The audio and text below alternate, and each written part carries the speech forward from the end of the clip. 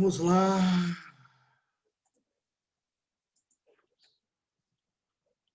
Eu vou desabilitar a minha câmera, porque minha internet está instável.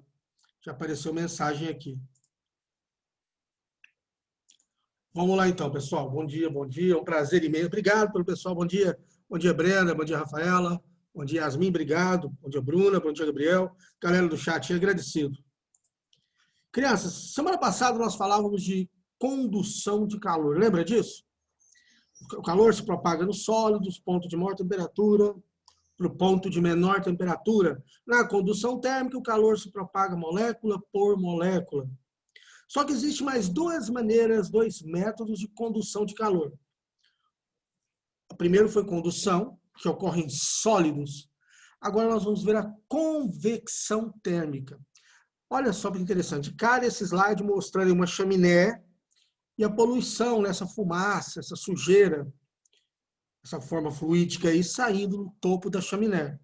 Então vamos entender um pouco sobre isso? Vamos entender essa diferença? Olha que interessante. O que vem a ser a convecção térmica? A convecção, veja bem, é um modo de transporte de energia, né? É calor, uma energia térmica em trânsito, só que vai de uma região para outra. Porque esse transporte de energia na convecção acontece devido a um fator, que seria a diferença de densidade nos fluidos. Primeira coisa que eu quero que você entenda é que na convecção, ela acontece nos fluidos. Deixa eu melhorar isso. A convecção acontece nos fluidos. O que são os fluidos?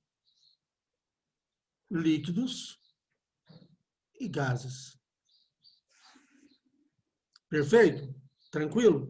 A convecção vai acontecer por uma diferença de densidade.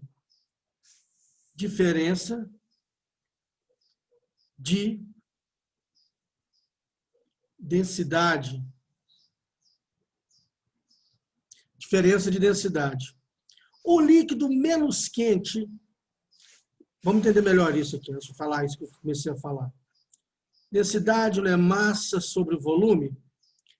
Quando o líquido aquece, ele aumenta o volume. Se ele aumenta o volume, ele diminui a densidade.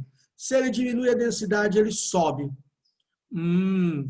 Quando ele resfria, o que acontece? Acontece o contrário.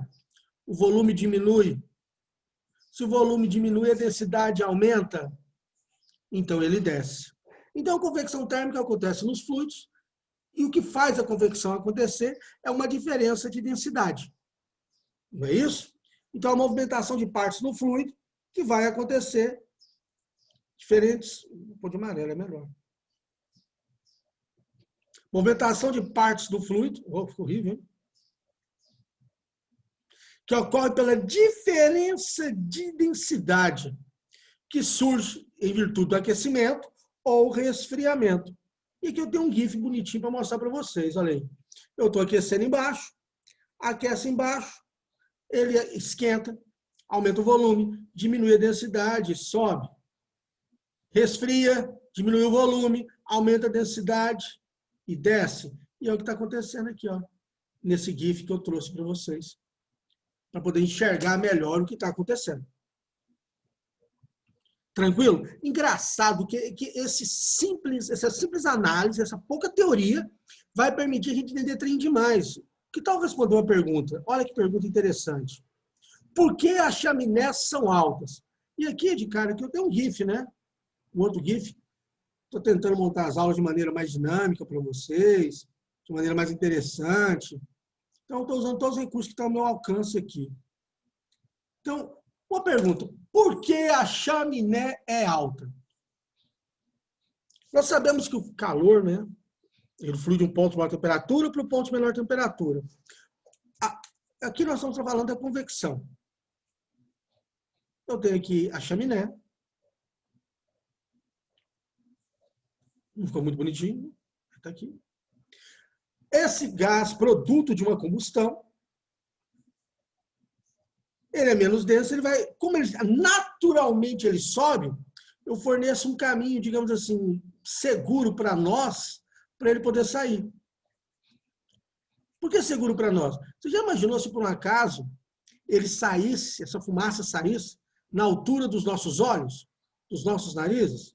Poxa, isso é um trem desagradável demais. Por isso que chaminé é alta. Ó. Olha o tamanho dessa aqui, ó, o tamanho dessa que é a capa do nosso slide da aula de hoje. Quando acontece a combustão, olha que interessante. Esse vapor, esse fluido subindo, gera aqui embaixo ó, uma zona de baixa pressão. Se gera uma zona de baixa pressão, o fluido sobe. Quando esse fluido sobe, acontece aqui um arraste do ar aqui para dentro. Ó. Que legal! Então ele vai arrastando o ar aqui para dentro, vai alimentando essa combustão e vai fazendo aqui ó, a fumaça sair. Então, veja bem, é o que eu escrevi aqui. Ó. Os gases aquecidos têm densidade diminuída e sobem, sendo eliminados ao redor da chama. E, sendo eliminados ao redor da chama, cria-se uma região de baixa pressão, que aspira, esse aspira que é importantíssimo você entender, aspira o ar externo, o ar ao redor, né? Mantendo a combustão. Olha que legal. Você já ouviu falar que churrasqueira tem que ter uma entrada de ar embaixo? Por quê? Justamente para isso. Ó. Ele aspira o ar de baixo, o oxigênio entra no fogo, mantém a combustão e ele sai. Legal, né? Bacana? Antigamente, eu falo antigamente porque eu não encontrei nenhuma foto disso ainda, os ônibus, o cano de escapamento do ônibus era lá em cima. Era assim, saía da traseira do ônibus, mas pegava toda a lateral do ônibus para sair a fumaça lá em cima. Justamente para não jogar essa fumaça no rosto do motoqueiro, no rosto do pedestre. A ideia é justamente essa. E asa delta? Como é que é o lance da asa delta? Puxa, asa delta é um trem bacana, né? Não tem coragem, não. Antes que alguém me pergunte, não tem. Minha família, ninguém é portador de grande coragem. E eu sou uma dessas. Nada de coragem para mim.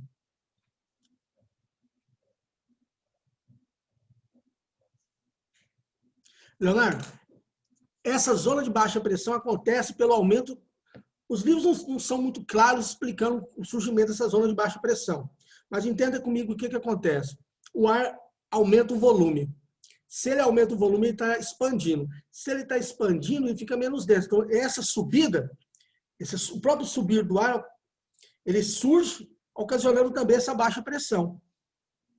E aí a corrente acontece, a corrente de convecção acontece. Porque está aquecendo o ar, né? Boa pergunta, Léo, obrigado. Olha só. E a asa delta? A asa delta não tem motor. Então a asa delta ela pode planar, a ideia dela é planar. Mas, Alain, a ideia dela é planar. Mas se a ideia dela é planar, como é que ela ganha altitude? Olha que interessante. Vou desenhar aqui uma asa delta. Que asa delta bonita, gente. Ficou feio. Vou pegar uma linha horizontal aqui. A ideia da asa delta é planar, mas ele não plana, né? Com o efeito da gravidade, ela vai cair. Ela vai fazer esse movimento aqui, ó. Essa asa delta aqui. Mas, Alain, como que ela pode ganhar altitude ou muitas vezes se manter no ar? Corrente de convecção. Olha que sol lindo, olha que sol fofo. Esse sol está aquecendo o ar quente sobe. No que o ar quente sobe, a corrente de convecção vai ajudar a sustentar a asa delta, ou muitas vezes fazer essa própria asa delta ganhar altitude. Então, é a própria convecção do ar que faz isso. Então, se ele quiser ter um voo por mais tempo, a ideia é que seja em dia ensolarado. A ideia é essa. Você teria coragem de voar de asa delta? Vocês acham segura essa coisa? Também não. Te digo mais, uma vez eu dando uma aula de força de atrito no ensino médio, no Preveste, no Rio do Sul. Aí eu estava falando de força de atrito e arrasto do ar. Ah, teria coragem o quê, rapaz?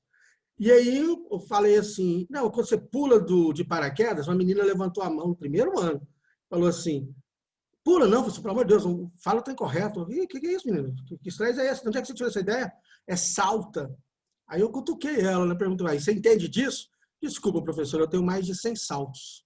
O pai dela era instrutora. Eu fiquei calado, limitei-se à minha ignorância. Nu mesmo. Limitei-se à minha ignorância. E falei para ela, por favor, explica para a gente como é que funciona. Ela pegou e deixou a minha aula muito mais interessante. Quando ela citou o caso, explicou. Foi sensacional. Mas o melhor de tudo não é isso.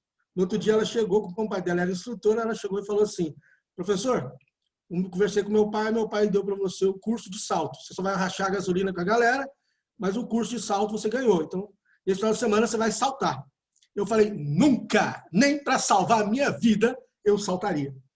Quando eu conto isso para os amigos, eles ficam querendo me dar porrada. Acredite. Não salto nunca. Morro com dignidade, mas não salto de paraquedas. Esse é um vexame horroroso. Vamos voltar aqui para a aula. Tem alguém que fez uma pergunta aqui. Ó. Se ela não encontrar essa corrente de ar ascendente, a asa delta cai. Veja bem, essa palavra cai não é bem cai. Quando você fala cai, dá a impressão que ela despenca, né? Não, ela vai planando. Porque olha a própria geometria dela, o estudo da geometria dessa asa delta ajuda a sustentá-la no ar. Existe uma matéria que vocês não estudaram ainda, quando a gente estuda no ensino médio, no cursinho, é de uma maneira muito aproximada, que é fluidodinâmica. Eu tenho um vento que está passando aí, a diferença do vento, da velocidade do vento que passa por cima, por cima da asa, pela diferença da velocidade do vento que passa por baixo da asa, causa uma diferença de pressão, ajudando a asa delta a sustentar no ar, entendeu? Então ela vai planando, vai aumentando essa distância que ela está andando, fazendo assim, o voo ser muito mais confortável. Beleza. Legal, né? Física é isso, cara. É apaixonante mesmo. E o próximo fenômeno a ser discutido é as nossas queridas geladeiras. Olha só.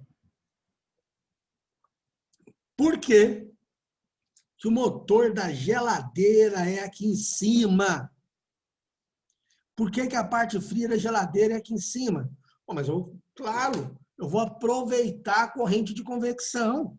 O ar frio que sai daqui de cima é mais denso, ele desce refrigerando, trocando calor com todos os alimentos dentro da geladeira. Aí nessa troca de alimento, ó, essa troca de calor, eu estou com fome, esse ar aquece, expande e sobe. No que ele sobe, ele resfria e fica mantendo essa corrente de convecção. Sobre geladeira, tem uma história bacana para contar que aconteceu comigo. Uma vez eu fiz uma viagem, tem uns 7, 8 anos essa história, cheguei em casa, essa parte aqui de baixo estava a temperatura ambiente, o que estava aqui dentro, que podia perder, perdeu. Mas aqui dentro estava lotado de gelo. Ou seja, não estava circulando o ar aqui. E aí começou minha epopeia. Fui atrás de um técnico para poder resolver meu problema. Ok, olha o que o conhecimento de terminologia pode fazer por você. De física básica. Primeiro, foi difícil arrumar o técnico. Não foi fácil de jeito nenhum. Segundo, ele marcou de chegar aqui em casa meio-dia. Chegou 4h30 da tarde. Eu estava saindo já. Aí eu pensei, não vou brigar, não, porque esse cara vai demorar demais a voltar aqui em casa. Fui, entrei, deixei o cara entrar aqui em casa, olhou a geladeira. O que ele fez? Ele arrastou a geladeira e olhou atrás dela, tinha um recipiente que tinha que ter água. Aí ele só olhou, virou para mim e falou assim, o que estragou na sua geladeira foi a placa de degelo. Aí eu, bom, sempre um cara curioso, perguntei para ele, como que o senhor sabe que foi isso que estragou na geladeira? Ele, não, simples, o recipiente tinha que ter água. Não tem água, porque a placa que faz o gelo derreter parou de funcionar. Eu, então tá, até aí tudo bem, né? Na hora que ele estava indo embora, eu perguntei o valor, ele falou que me ligaria no outro dia para me dar um orçamento. E eu perguntei, olha que sacada, perguntei para ele, quer que faz alguma coisa na geladeira para facilitar o serviço para o senhor amanhã? Ele olhou para mim e falou, sim, quero. Desliga ela da tomada. Eu, desligar ela da tomada? É. Eu, por quê? Não, porque o gelo que está lá dentro vai derreter. Nesse momento, ele me ensinou como resolver o problema da minha geladeira. Tirei da tomada, fiz assim que eu tinha que fazer à noite, outro dia eu acordei, ele me ligou, falou que ficava em 300 e poucos reais, eu falei, obrigado, vou fazer um orçamento, e entro em contato com o senhor. O que aconteceu? Eu fui, liguei a minha geladeira, tem 8 anos, a geladeira não tem nenhum problema. O que aconteceu? Como ela ficou fechada, eu trabalho com a potência sempre máxima, o gelo que estava lá em cima aumentou. E gelo é bom ou mau condutor de calor? Nós sabemos que é mau condutor de calor. Então, ele não deixou o calor, o ar circular, porque ele é um mau condutor. Falei, problema resolvido. O gelo derreteu, a geladeira voltou a funcionar. 0,800. Aí você pensa assim, ué, Alan, então o cara agiu de má fé com você? Não. Não posso falar que ele agiu de má fé. Porque, para ele, que não tem essa bagagem que todos nós temos de ciência básica, foi isso. Olha o fenômeno que ele fez. Foi observação. Ele pegou, observou, ó, não tem água, então não está funcionando a placa de degelo. E ia funcionar? Ia. Ele, como eu deixei a geladeira desligada, o gelo derreteu, ele trocaria a placa e a geladeira voltava a funcionar. Então, para ele, o que realmente estava estragado era a placa de degelo. Certinho? Olha que legal aqui. Muitos alunos me perguntam, Alan, e aquela geladeira que tem o congelador embaixo? Por quê? Então, eu não vejo motivos físicos para você colocar essa parte do congelador embaixo. Eu acho que essa geladeira vai fazer um esforço muito maior para poder refrigerar. Que vai ter que pegar esse ar, forçar ele vir aqui para cima para poder refrigerar. Aí eu tinha que entrar na parte de infraestrutura, de como foi projetada a geladeira. Porque ele deixou de aproveitar o próprio algo natural da geladeira, do ar quente e o ar frio, que é a diferença de densidade, para manter o alimento gelado. Esteticamente é legal? Particularmente, não acho. Eu tenho um colega que tem, e ele arrependeu de ter comprado, porque o tal de abaixar toda hora para pegar a carne lá embaixo é algo que lhe deixa assim, um tanto com as costas doendo. Se você tiver aí, me fala se você gosta ou não. Por mim, eu sou um cara clássico com relação a isso. A única coisa diferente que eu gostaria de ter é aquela geladeira que faz gelo. Essa eu queria. Alan, Oi. mas essa análise do congelador embaixo não é diferente, porque a parte do congelador embaixo ela é isolada da parte de cima. Não são correntes diferentes de convecção que ocorrem? Pois então, você não está errado não. Mas você concorda que, financeiramente falando, nesse projeto eu estou tendo que ter um projeto só para a parte de baixo e um projeto só para a parte de cima? Porque ele é isolado mesmo, você tem razão. Entendeu? Exatamente. Uhum. Não, e nos freezers normais mesmo, a parte, na geladeira, essa aqui tá tudo junto, né? Tá tudo integrado. Mas na geladeira, nas que temos essas frost free, a parte de cima é isolada da parte de baixo, porque são 2 segmentos, entendeu? Tem que ter toda uma infraestrutura para isso. Olha só. E o ar-condicionado? Por que o ar-condicionado fica em cima? Porque o ar frio é mais denso. Se ele é mais denso, ele faz o quê? Ele desce. Se ele desce trocando calor com as paredes, com o chão, e começa a subir. Quando ele troca calor, ele aquece. Quando ele aquece, ele absorve calor, ele faz o quê? Ele sobe. Beleza? Tranquilo? Fácil, né? Por isso que o ar-condicionado é em cima.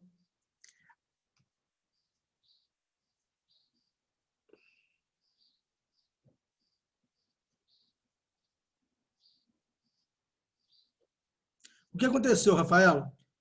Formou muito gelo lá dentro da parte na parte interna. E o gelo não deixou a máquina funcionar direito, porque o gelo é mau condutor de calor, entendeu?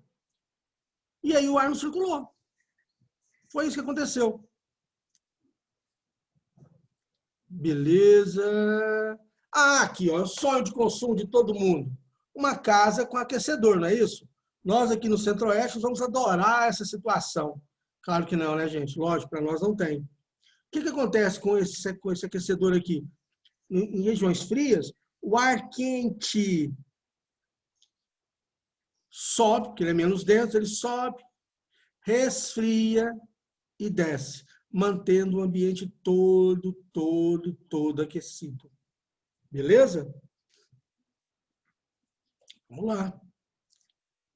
E a brisa marítima e a brisa terrestre? Como é que funciona isso? Beleza, Rafa? Então vamos lá. Eu quero, nesse momento, falar de brisa, eu quero que você pense nas suas férias pós-ENEM. Vamos pensar num lugar legal? Que tal pensar em... Eu gosto muito de João Pessoa. Você vai para João Pessoa ou vai para Natal. Natal também é muito bom. Você vai para Natal, olha que maravilha. Pode ir para Fortaleza também. Não gosto muito não, mas é um lugar legal. Você está na praia, tá, os coqueirinhos te aguardando. Aquele lugar bonito, aquele sol. Oh, Natal é a terra do sol, né? Olha aqui, ó. Olha o nosso sol. Gente, é sol, tá? Não é ovo frito, não. E aqui voando.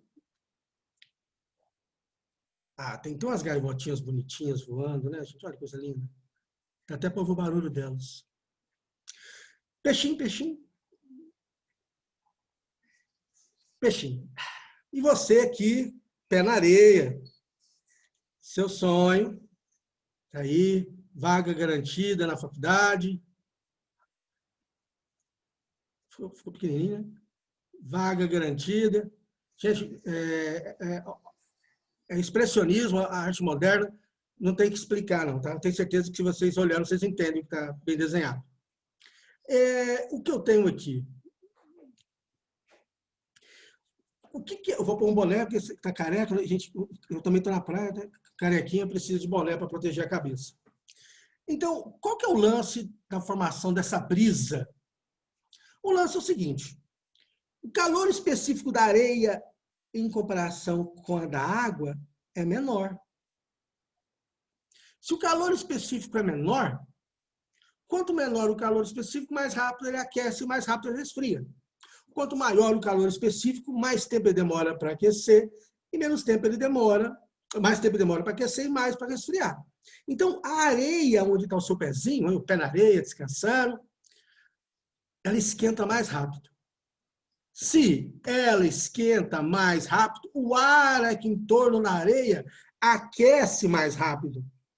Ah, se ele aquece mais rápido, ele fica menos denso. Se ele fica menos denso, ele sobe. Ah. Quando ele sobe, quando esse ar sobe, ele resfria. Quando resfria, ele desce. Olha que interessante. Quando ele desce trazendo o vento do mar para a terra. Ah, então isso aqui é chamado de brisa marítima. Então, de novo, o calor específico da areia é menor, o ar em volta da areia aquece mais rápido, aquece, no que ele aquece, ele diminui a densidade, então ele sobe, resfria e desce trazendo o vento do mar para a terra. Ah, legal. E o que seria a brisa terrestre? A brisa terrestre vai acontecer o contrário. Como assim o contrário? Vai ser à noite. À noite não tem passarinho. Como é que seria a brisa terrestre? A brisa terrestre é só, vamos desenhar aqui uma lua. Está aí a lua, estrelinhas no céu. À noite, quem está mais frio, a areia ou a água? É a areia. Então a água está mais quente. Então o ar em volta da água fica mais quente em comparação com o ar em volta da areia. O ar em volta da água que está mais quente, ele aumenta o volume, ele dilata, ele expande, então ele fica menos denso, ele sobe. No que ele sobe, ele resfria. No que ele resfria, ele fica mais denso. No que ele fica mais denso, ele desce. Então, aqui eu tenho a minha brisa terrestre. Antigamente, o jangadeiro, o pescador, ele saía para pescar à noite porque aproveitava a brisa terrestre. A brisa empurrava o barquinho dele para o mar. A brisa empurrava o barquinho dele para o mar. Então ele saía à noite e voltava de dia. Porque de dia a brisa é marítima. Então o vento sobra do mar para a terra. O vento ajudava ele a ir para a terra mais fácil. Hoje em dia quase ninguém mais usa isso. Usa o motorzinho, né? Resolveu o problema de sair para poder pescar à noite e voltar de dia. Legal, né? Fácil, né, gente? E gostoso, né? É claro, pessoal, se você for estudar, fazer um curso em cima dessa área de climatologia, você vai descobrir que existe muito mais fatores envolvendo, não só nas brisas, mas, por exemplo, nas massas de ar. Mas a ideia central é correntes de convecção. Vai ajudar demais. Eu, particularmente, até comentei numa outra aula, tenho muita vontade de estudar isso mais a fundo. Claro que eu posso explicar a terrestre de novo. O que seria terrestre? O ar em volta da água não está mais quente, porque a água à noite não está mais quentinha, concorda? Então, se o ar está mais quente, ele dilata e ele vai subir. Ele sobe, no que ele sobe, ele resfria, ele desce. Então, ele desce fazendo isso aqui, ele faz esse movimento, ó. E ele joga da terra para a água, ele venta da terra para a água, da terra para a água. É essa a ideia. Tranquilo? Ok? Conversa comigo? Então vamos lá.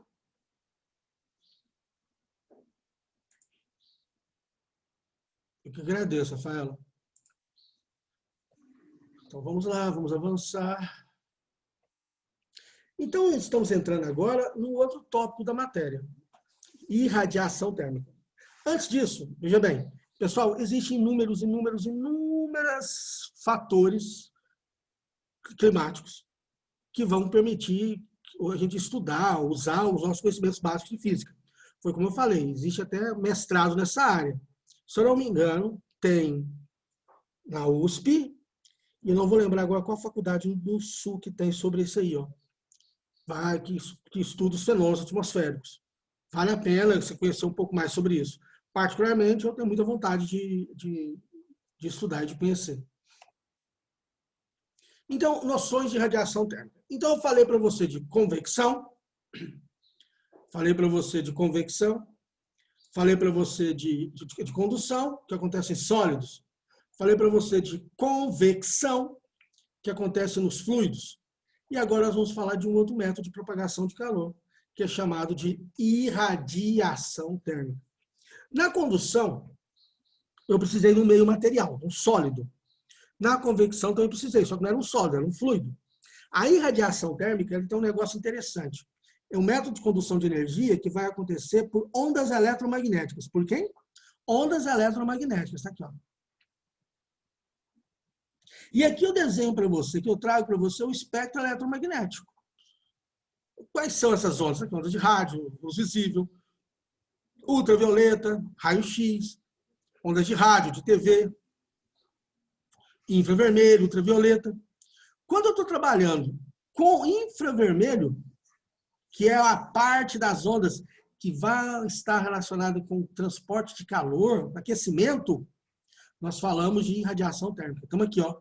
Em qual espectro? No infravermelho. Uma coisa que você precisa perceber, que é interessante, é o seguinte. Eu tenho um espectro chamado luz visível. E eu tenho, nas extremidades, eu tenho violeta, e na outra extremidade de baixo eu tenho vermelho. Violeta e vermelho. O que está acima do violeta, nós chamamos de ultravioleta. O que está abaixo do vermelho é infravermelho. Por isso tem o nome de ultra e infra. Acima e abaixo. Tá ok? E esse aqui é o nosso espectro visível. O que nós precisamos em trabalho em radiação térmica, o nosso centro das atenções é o espectro chamado de infravermelho. Então, quando eu estou falando aqui de radiação térmica, detalhe, deixa eu voltar aqui. É uma onda, é um processo de troca de calor que acontece por ondas eletromagnéticas. Veja bem, não é necessário um meio material para se propagar. E aqui está escrito isso aqui, ó, eu fiz uma observação aqui, ó, para você guardar. Vou colocar o marca-texto vermelho. Olha aqui, ó, olha que coisa relevante, ó. Não é necessário um meio material para se propagar. De todos os métodos de condução de calor, dos 3, é o único que ocorre no vácuo. O único que pode ocorrer no vácuo. Isso é muito relevante para nós, olha só. Quando eu coloco uma vela, e acendo aqui uma... Deixa eu ver uma pergunta.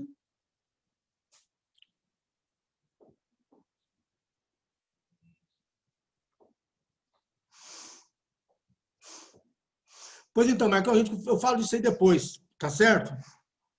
Vamos lá, porque senão eu quebro o meu raciocínio aqui. Depois eu respondo ela para você.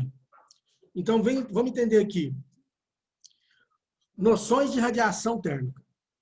Quando eu ponho uma vela, e essa vela está aqui iluminada, se eu ponho minha mão do lado da vela, ou uma vela ou uma lareira, né, que é o nosso sonho de consumo, você vai ser um profissional bem-sucedido, olha que coisa linda vai ter na sua casa, aqui em Goiânia, ó, coisa fantástica.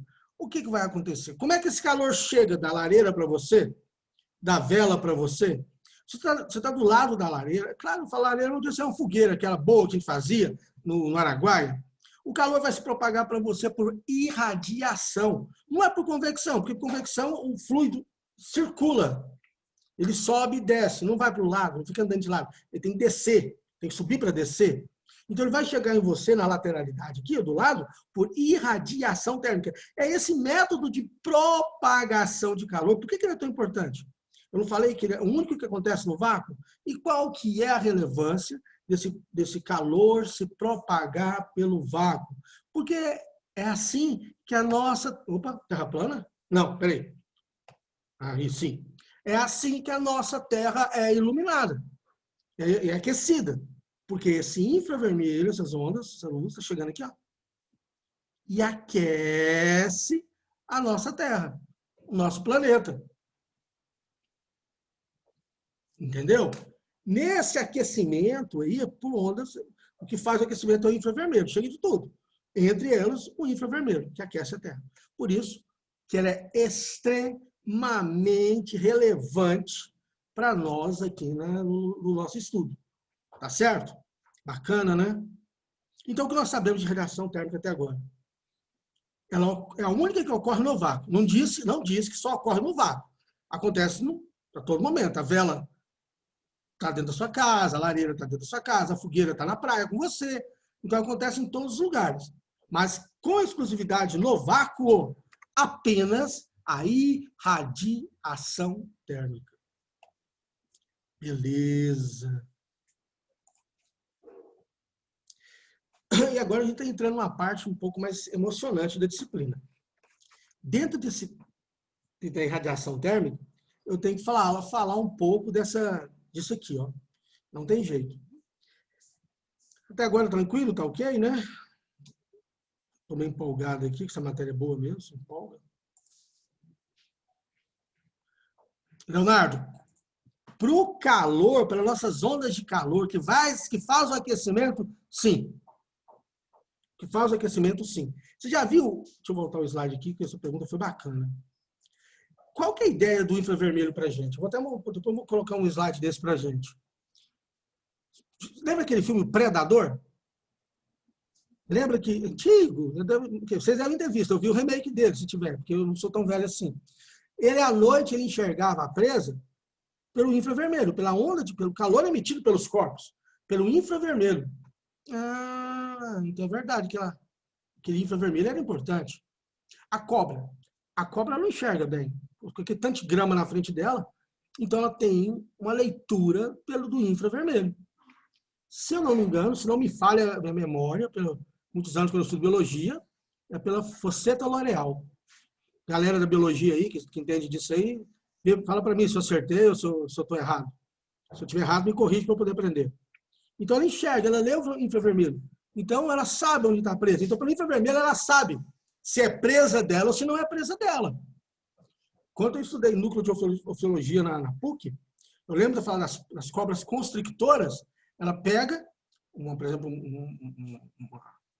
um bezerro, esmaga, chega com o bote perto da cabeça para dar o bote. Porque na hora que está esmagando, a presa está ofegante.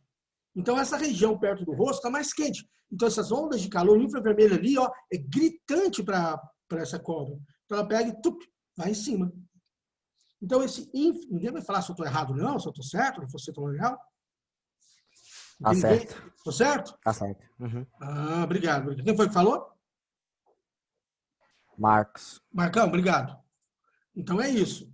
Então, existe a termografia, nós vamos falar disso também, né? Vou aproveitar e já falo. O que faz a termografia? Termo, né? De calor, grafia, leitura do calor, eu consigo ver dentro do corpo da pessoa se tem até uma arteriosclerose, porque aonde ele está entupido, a energia irradiada, o aquecimento é diferente. Células tumorosas, câncer mesmo, pode ser detectado por um infravermelho, por energia irradiada, porque essas células com tumor, elas esquentam mais. Olha que legal, isso tudo lendo um infravermelho. Legal, né? É física, né, gente? Não tem jeito de não ser legal, não. Olha que coisa tão bacana. É tão legal, mas tão legal, que o tempo passa rápido quanto a gente se diverte. Falta aí, ó, menos de 2 minutos para encerrar. Não vou começar aquele slide, porque é muita coisa para falar ali. Então, vou fazer uma pequena leitura aí, que falta menos de 2 minutos, de minutos de sabedoria para a gente. Tá ok? Ajude a todos como desejaria ser ajudado. Se tem empregados, saiba compreender suas dificuldades, tanto quanto você deseja que eles compreendam as suas. Coloque-se no lugar deles e trate-os como você gostaria de ser tratado se ocupasse a posição deles. Seu empregado é seu irmão. É um irmão seu que está iniciando a sua carreira. Ajude o mais que puder e não se arrependerá. É isso aí, senhoras e senhores. Isso aqui, ó, está na página 157 do livro Minutos de Sabedoria. Obrigado pela atenção, pela presença, pela participação, pelas perguntas. Agradeço demais da conta. Boa semana para vocês. Coordenação, obrigado pela parceria. Vida longa e próspera a todos. Fiquem em casa e, acima de tudo, estudem muito, porque o seu futuro depende do tanto que você está dedicando hoje. Valeu. Obrigado, galera. Até mais. Já eu subo a aula para vocês. Tranquilo? Valeu! Boa semana!